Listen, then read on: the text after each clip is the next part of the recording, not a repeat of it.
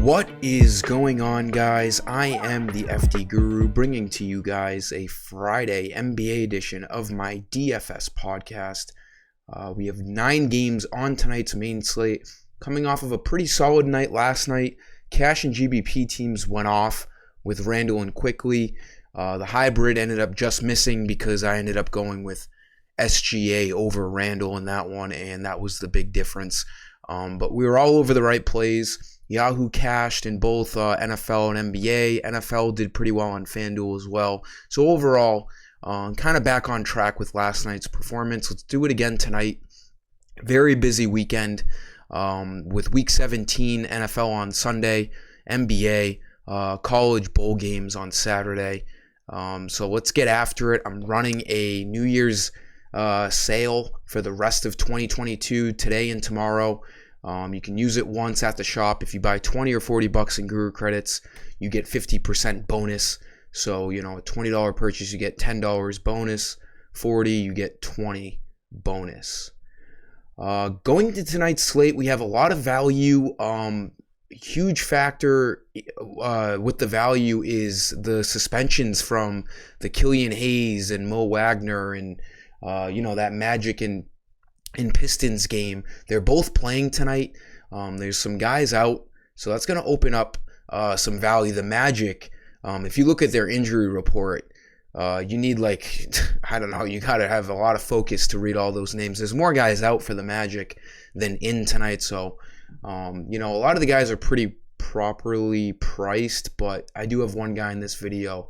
I will get into it. We have a few questionable guys. Can't really complain, though. It's not too bad. I've seen way worse. We have Bradley Beal questionable, LeBron questionable, Van Vliet questionable. The good thing is all those big questionable guys are the first wave of games. So we have a good chance of getting that news before lock. So just keep an eye out. These are 5 guys that I like right now in the early afternoon. Give this video a like and subscribe to my channel. I do appreciate it, guys.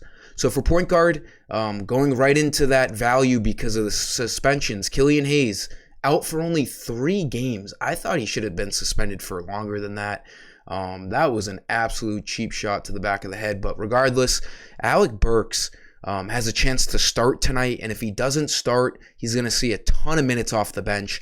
No coincidence that he ended up seeing 30 minutes, played a huge role in that second half when Killian Hayes got ejected. 32 real points, 50 fantasy points almost. 5,300, he needs just 26 to hit value. He's crushed over the last 2 games when he has seen the minutes. This is a guy who's going to, benefit the most with this Killian Hayes suspension. This price is nice and cheap at 5,300. I do think he starts, but even if he doesn't, I think the main offensive guys for them tonight, the usual Bogdanovich and Jordan Ivey, but Alec Burks is right there after those guys. So he's a good play tonight, point guard and shooting guard eligible. Shooting guard, let's go to the other team that is affected by this little, scrum that we saw the other night. The Magic are without a lot of guys. They're without Cole Anthony. They're without RJ Hampton. And then, I just named the 2 guards because I'm picking Terrence Ross here. They're without a bunch of other guys as well. So Terrence Ross, a sneaky, great play tonight. They really just have Markelle Fultz and Franz Wagner as their main guard / forward, I guess, if you want to call Franz a forward. But Terrence Ross, if he doesn't start, should come off of this bench and play over 25 minutes. I've seen a lot of optimizers and projections going towards the Javon Carter, Pat Connaughton once again with Jrue Holiday and Chris Middleton out. We all know how that ended up developing.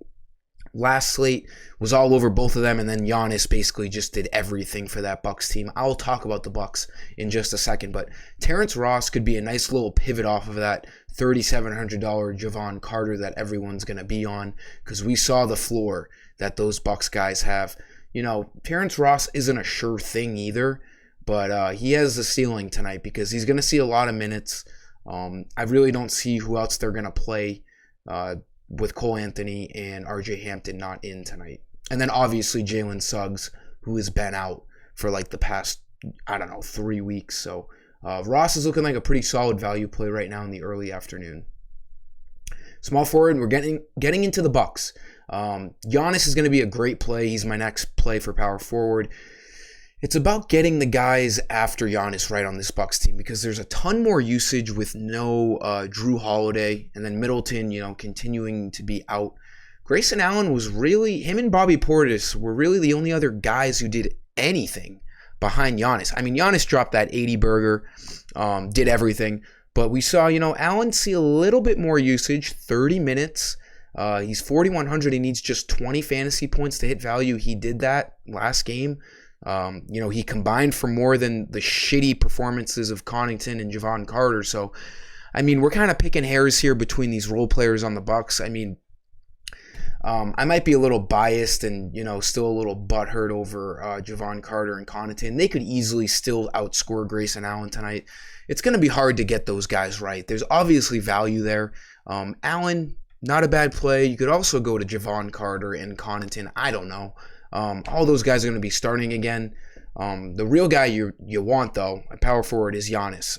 Against the Timberwolves, he should do exactly what he did against the Bulls last game. He played a boatload of minutes, 45 points and 22 rebounds.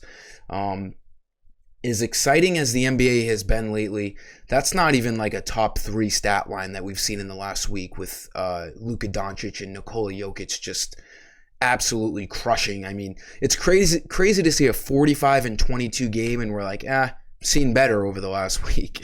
80 fantasy points. This guy is going to, carry a lot of weight on his shoulders again tonight against a fast-paced Timberwolves team. It has a high over/under. There shouldn't be any sort of a blowout because the Bucks are shorthanded. This is one of the better games to target tonight. Again, Giannis is a lock. Grayson Allen, Jevon Carter, Pat Connaughton, Bobby Portis, those guys, like, you can filter through those guys. I don't know any more than the next guy on which guy is going to play better than, the other one. So there's value on these Bucks. It's just a matter of getting it right here tonight. And then for center, let's go back to my boy, Okongwu.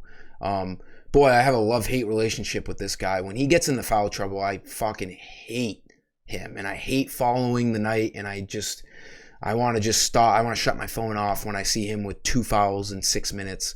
But last night, or last slate, the love really came out to play in this love-hate relationship. 36 minutes. People faded him for some reason. He's going to be starting again tonight without Clint Capella. 18 and 13. Got on the block category once again. He showed the last slate that as long as he can keep his hands to himself and be a nice guy, he's going to stay out on the court and play a boatload of minutes. 36 minutes. This is a good spot here against the Lakers. He's going to be matching up against Thomas Bryant. 6,200, his price went up a little bit, but he showed his upside last night. He should be able to get 31 fantasy points to hit value. Cross the fingers without the foul trouble here tonight. I like Okongwu. He's looking like the best center value play on the night so far today. That'll do it for this video, guys. Let's crush it here tonight, heading into a busy weekend. Like the video, make sure to subscribe. Take advantage of my Guru Credit New Year's sale on my website.